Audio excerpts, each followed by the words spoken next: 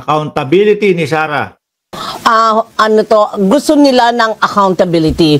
Pero natanong po ba sila kung hopeful ba sila o naniniwala sila na mangyayari nga ito at kung sakali man ay makabigay ng kaliwanagan at closure niya dyan sa issue na yan para alam ng tao kung ano talaga ang nangyari?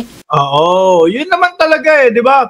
O di kung talagang sige, hindi talaga ka-impeach, di okay, tuloy. Pero ito may mga humaharap, may mga may mga nag-pupush ng impeachment. At sila naman po sapat ang ebidensya. Pakinggan. No? Alamin yung mga resibo.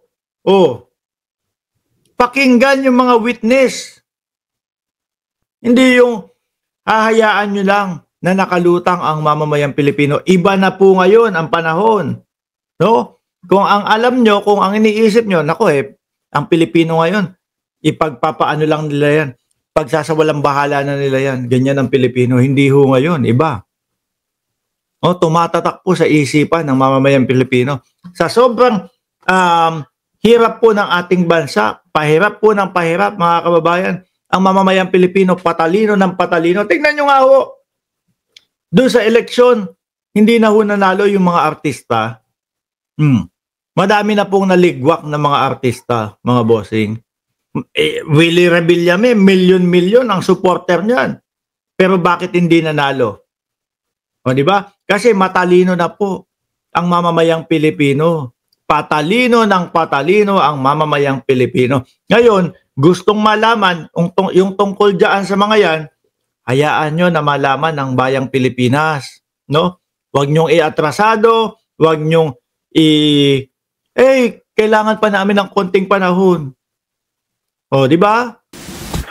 Parang ganun ang hinihingi ng tao kasi nga ang nais ng at least 88% of our people na si VP Sara should address the impeachment charges. How will she address it? By answering all these allegations and clear her name. Kaya importante, can she clear her name? Can she answer all these allegations? Yun naman ho ang sa atin Tayo naman, hindi naman tayo. May narinig ho ba kayo na idinidiin ko agad-agad si Inday Sara Duterte? Wala. Ang lagi nating sinasabi sagutin. Merong mga katanungan. Pag nagbitaw po ako ng salita na nagnakaw, lagi pong nagnakaw ba o hindi? No? Di kung hindi guilty, narinig ng sambayan ng Pilipino. Kung guilty, narinig din ng sambayan ng Pilipino. Mga bossing, yun lang po ang hinihingi ng mamamayang Pilipino. No? Marinig, basahin, fokusan yung mga reklamo. Tignan yung mga ebidensya. Talakayin. Ipapaliwanag sa kanila. Yun lang. No? At hindi lang po akong mag-isa ang humihingi niyan. Narinig nyo naman po, 88% ng mamamayang Pilipino gusto marinig kung ano talaga ang nalaman sa pera ng bayan. So yan ang nais ng tao. Diyan susukatin. Pananagutin siya, given all her impeachment charges, just like President Marcos, ay pinananagot ng tao sa pagkukulang ng mga programa ng gobyerno. So parang when you balance it, may dinedemand para kay Pangulong Marcos. Yun, may dinedemand kay Pangulong Bongbong Marcos. Ano po ang ginawang resulta ng Pangulong Bongbong Marcos? Inagampanan niya. Di ba? Nagagampanan inflation rate pababa. Yung mga dami ng tao na walang trabaho, bumababa din Pabahay. Ano pa? Yung walang kamatayang 20 pesos na bigas na yan, nandiyan na din Wala na silang maisigaw. Pati dating sinisigaw nilang weak president si Bongbong Marcos, hindi na nila maisigaw. Mga nadala na May dinedemand din ng tao para kay VP Sara. So perhaps in the next few months, makikita natin baka mag-pivot din, Dindo, yung vice presidente. Makikita na natin siya. Kasi ang style niya talaga, hindi nag-evade siya. Hindi siya na tumatanggap ng account from day one. Talagang deny to death naman siya, partner. Pero wala namang paliwanag, di ba? So, yun! Tama ho yun! No? Deny!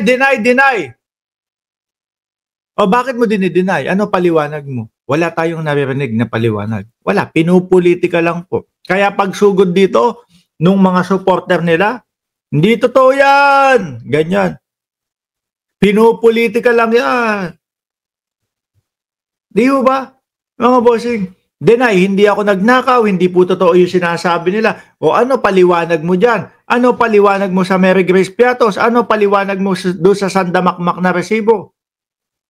Wala. Yun po yung nakakainis doon, mga bossing. Diba? Yun po yung nakakainis doon. Sinabi mo, hindi mo ginawa. Ano paliwanag mo? Paano mo idedepensa ang sarili mo na talagang hindi mo ginawa yan? Oh. Pero wala huy. Kaya nga po umabot ng impeachment yan. Kung meron po silang paliwanag, mga bossing, ako'y naniniwala sa Kongreso pa lang, ipinaliwanag na ho nila yan. No? Kumbaga, pinutol na agad nila yung agam-agam ng taong bayan. No, na ipaliwanag na nila, wala ho.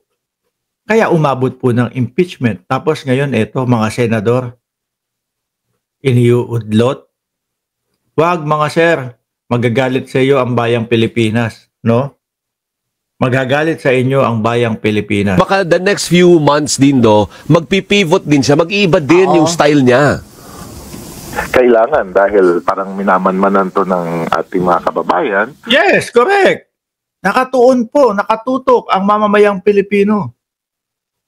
Oh, kaya nga ang dami nagagalit, bakit hindi mai-impeach, bakit may mga chismis na ganyan na hindi hindi matutuloy yung impeachment. Lalo na ang ating electorate kasi pinili namin dito yung respondents are voters.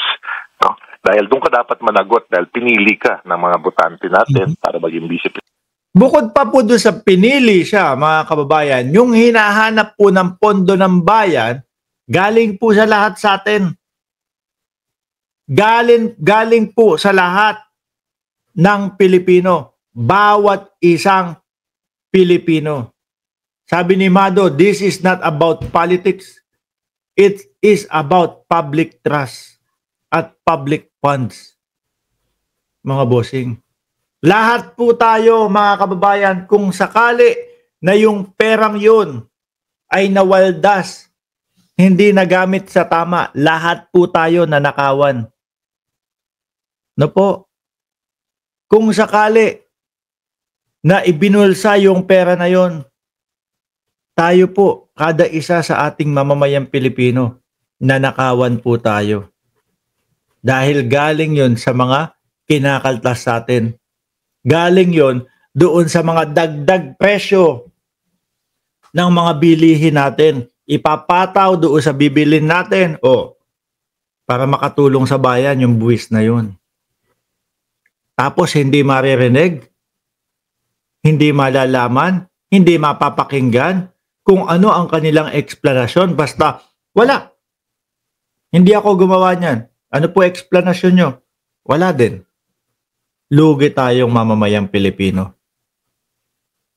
Luging-lugi po tayong mamamayang Pilipino. Sabi ni Lynn Zudo, feeling trusty si Escudero pero obvious may wakwak na palipad-lipad na pinapanigan. Masasabi kong hindi na politics ang issue dahil kaban ng bayan ang nakastake dyan.